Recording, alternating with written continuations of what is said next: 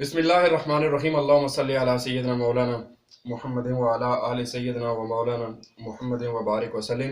अस्सलामु अलैकुम नाज़रीन, मैं बंदा नाचीज़ अदील ख़ान हमेशा की तरह आपकी खिदमत में हाज़िर हूँ। आज बहुत ही अहम वीडियो लेके आपकी खिदमत में हाज़िर हुआ हूँ।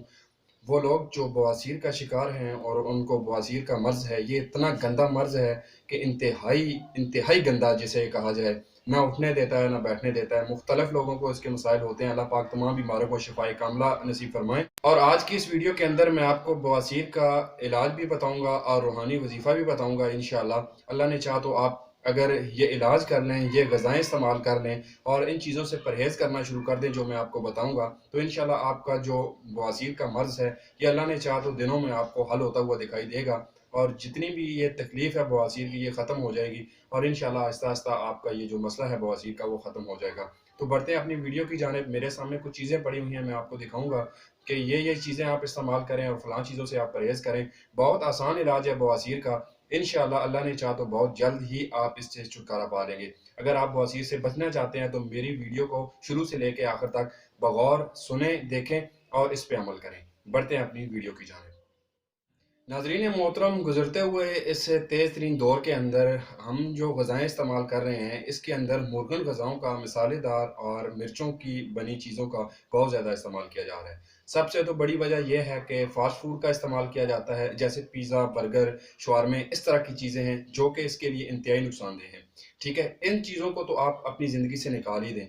बाकी अगर बात की जाए, हमारे घरों में आम तौर पे गोश्त बन जाता है तो उसके अंदर मसाला जात शामिल किए जाते हैं, मिर्चें इस्तेमाल की जाती हैं, इसके साथ बादी अशिया आ जाती हैं, इसी के साथ गोश्त भी है, इसके साथ आप चावल का इस्तेमाल करते हैं, आलू इस्तेमाल करते हैं, गोभी इस्तेमाल करते हैं। ये जो मैं आपको तमाम चीज़ें बता रहा हूँ, चावल हो गया, इसके साथ बड़ा गोश्त हो गया, ठीक है, और मुर्गन ग़िज़ाएँ हो गई, मसालेदार मिर्चों वाली चीज़ें, ये जितनी भी चीज़ें हैं जो कि बादी अशिया भी हैं, जिसके अंदर गोभी शामिल है, आलू शामिल है, तो इन तमाम चीज़ों को आप तर्क कर दें। अगर ये चीज़ें आप बाकायदगी के साथ या ज़्यादा बाफर मिकदार में इस्तेमाल कर रहे हैं और इसके साथ दूसरा काम आपका ये है कि आप कोई हार्ड वर्क नहीं करते हैं, ज़्यादा आपके बैठने का काम है, चाहे आप ऑफ़िस में होते हैं, चाहे किसी और जगह पे होते हैं, तो ये आपके लिए बवासीर की बड़ी वजह बन सकती है। और इसके साथ अगर आपको कब्ज़ का अर्ज़ा लायक है, तो अगर आप कब्ज़ को ठीक नहीं करते हैं, तो कब्ज़ इसकी बहुत बड़ी वजह बनेगी। तो सख्त पखाने की वजह से आपका जो मकाद है, जो आपके पखाने वाली जगह है, सख्त पखाना उसको डैमेज करेगा, उसको कट लगा देगा, ठीक है। बाज़ औक़ात इतनी शदीद कब्ज़ होती है लोगों को, उसकी वजह से लोगों का कब्ज़ की वजह से खून बहने लगता है। तो ये आहिस्ता-आहिस्ता एक बवासीर की शक्ल अख्तियार कर लेता है। बवासीर जो होती है, हमारी बादी अशिया की वजह से, खाने की ऐसी चीज़ें होती हैं, मिर्च मसाले इस तरह के होते हैं, हमारा बैठने का काम होता है, ज़्यादा बैठना भी बवासीर की वजह बनती है। तो ये तमाम चीज़ें, ये तमाम ग़िज़ाएँ और ये तमाम बादी अशिया और इसके साथ कब्ज़ का ज़्यादा रहना, कब्ज़ का ये अर्ज़ा आपको बवासीर की जानिब लेके जाता है। अगर आपको बवासीर के अंदर कब्ज़ भी है, तो मैं इंशाअल्लाह ये चीज़ें लेके हाज़िर हुआ हूँ। मैं आपको ये दिखा देता हूँ कि आपने किस तरह इन चीज़ों का इस्तेमाल करना है और इंशाअल्लाह अल्लाह ने चाहा तो आप बवासीर से और कब्ज़ से छुटकारा हासिल कर लेंगे।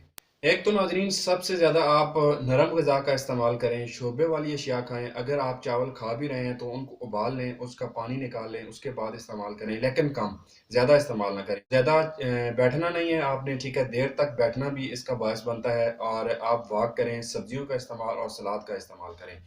तमाम बादी अशिया से आपने परहेज़ करनी है और कोई भी गर्म चीज़ें, मिर्च, मसाले ख़ास तौर पे ये आपने ख़त्म कर देने हैं।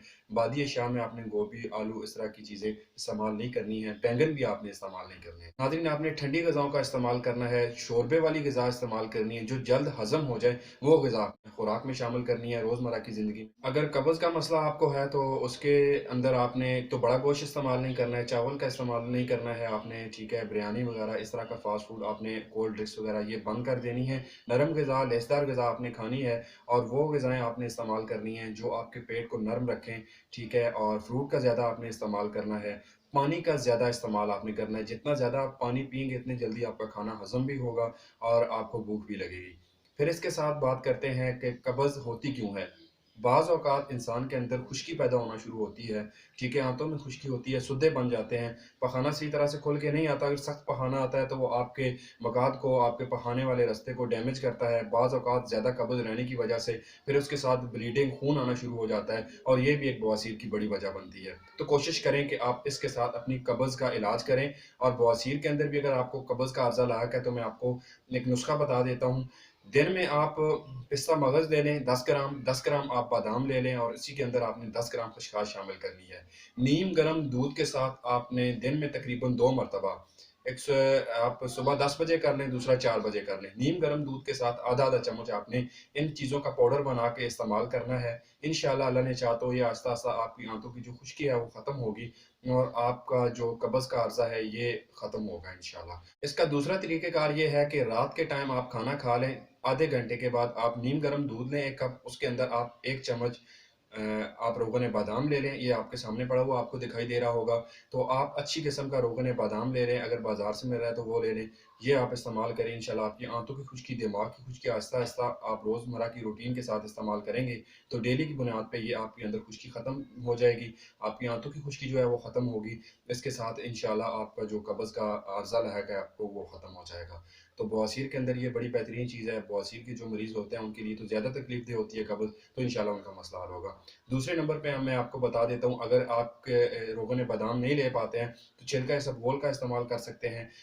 ये तो आपको पता ही होगा कि छिलका इसबगोल आप रात नीम गर्म दूध के अंदर इस्तेमाल कर सकते हैं, रात के टाइम और सुबह इंशाअल्लाह वो आपको खुल के पखाना आएगा, आपका पेट नर्म हो जाएगा, तो ये कब्ज़ का अर्ज़ा ख़त्म हो सकता है। आप तीसरे नंबर पे ये मेरे सामने ज़ैतून पड़ी हुई है, ठीक है? आप ज़ैतून का ऑलिव ऑयल ले सकते हैं, ठीक है? और 1 चम्मच आप नीम गर्म दूध के अंदर इस्तेमाल कर सकते हैं, ये तीसरा तरीका है। तीसरे नंबर पे ये है कि अगर आप बवासीर से जान छुड़ाना चाहते हैं, तो आप मेरे हाथ में ये अच्छी किस्म की अंजीर उठाई हुई है, आप अंजीर को अपना डेली का मामूल बना लें, इसको आप इस्तेमाल करें। शाम के टाइम आप 2 से 3 दाने जो हैं पानी के अंदर भिगो दें, रात के टाइम आप खा लें, इंशाअल्लाह आहिस्ता-आहिस्ता ये बवासीर का मसला आपका ख़त्म हो जाएगा, आपका पेट बिल्कुल नर्म होगा, आपका पेट जो बढ़ा हुआ है वो कम हो जाएगा और इसके साथ आपकी जिल्द जो है वो भी खूबसूरत हो जाएगी, आपके जितने भी ज़्यादा मसाइल हैं वो इंशाअल्लाह ठीक हो जाएँगे। क्योंकि ये जो अंजीर है ये हमारे प्यारे आका मोहम्मद मुस्तफ़ा सल्लल्लाहु अलैहि वसल्लम की बहुत ही पसंदीदा ग़िज़ा है, तो आप अंजीर का इस्तेमाल करें। जिन लोगों को बवासीर का या कब्ज़ का अर्ज़ा है, उनके लिए बेहतरीन इलाज है कि आप ज़ैतून के तेल के अंदर 2 अंजीर भिगो दें, वो इस्तेमाल करें, बेशक 4-5 घंटों के बाद आप इस्तेमाल कर सकते हैं या फिर पानी के अंदर सिंपली आप 2 से 3 अंजीर लें और उनको डिप कर दें, पानी के अंदर भिगो दें, ज़ैतून का तेल है तो भी अच्छी बात है। रात के टाइम आप ये खा लें, सुबह उठ के इंशाअल्लाह आपको पखाना भी आएगा, आपके अंदर जो कब्ज़ का मसला है, कब्ज़ का अर्ज़ा आ रहा है, ये भी आहिस्ता-आहिस्ता अगर आप डेली की बुनियाद पे 40 दिन तक लगातार इस्तेमाल करेंगे, तो बवासीर से भी आपको छुटकारा मिलेगा और कब्ज़ से भी आपको निजात मिल जाएगी। आप खूबसूरत और बिल्कुल स्मार्ट हो जाएँगे, आपका बेली फैट जो है, आपका फैटी लिवर जो है वो भी ख़त्म हो जाएगा, आपका पेट फूला रहता है, आपका मैदा जो है वो खुराक को सही तरह से हज़म नहीं कर पाता, तो इंशाअल्लाह ये मसाइल भी आपके हल हो जाएँगे और आंतों की खुश्की भी ख़त्म हो जाएगी।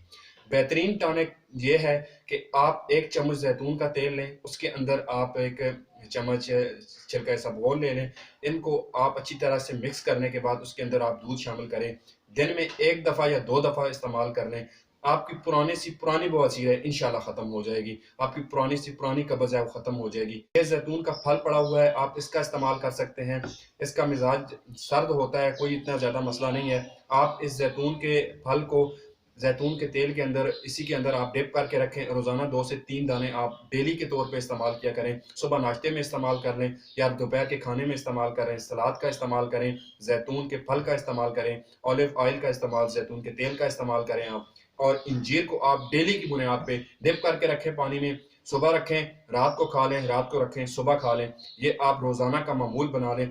इंशाअल्लाह जितनी पुरानी बवासीर है, अल्लाह ने चाहा तो ख़त्म हो जाएगी, जितनी पुरानी कब्ज़ है, इंशाअल्लाह अल्लाह ने चाहा तो ख़त्म हो जाएगी। और मैं आखिर में आपको एक वज़ीफ़ा बता देता हूँ, अल्लाह की कलाम में बहुत बड़ी ताकत होती है, वो लोग जो बवासीर का शिकार हैं, उनके लिए बेहतरीन अमल है कि वो सुबह फ़जर की नमाज़ पढ़ने के बाद वहीं जाए नमाज़ पे बैठ जाएँ, मस्जिद में है वहीं पे बैठ जाएँ, अव्वल आखिर ताक मरतबा 3 से 7 मरतबा दुरूद पाक पढ़ें और इसके बाद आपने जब दुरूद पाक पढ़ लेना है, तो आपने या अलीयो या अलीयो 1000 मरतबा तस्बीह रख लें आप, उसके ऊपर आप विर्द करें 1000 मरतबा या अलीयो, फिर आखिर में आप दुरूद पाक पढ़ें। मैं कोशिश करूँगा कि स्क्रीन पे चला भी दूँ कि आप अव्वल आखिर दुरूद पाक पढ़ना है, आपने ताक मरतबा बस आपने 1000 मरतबा लगातार, 1 दिन का अमल है, या अलीयो पढ़ना है। इंशाअल्लाह मेरे अल्लाह ने चाहा तो अल्लाह पाक आपको ज़रूर शिफ़ा देंगे। तो ये थी मेरी आज की वीडियो, उम्मीद करता हूँ ये वीडियो आपको पसंद आएगी, इंशाअल्लाह ज़रूर इस वीडियो से आपको फ़ायदा होगा।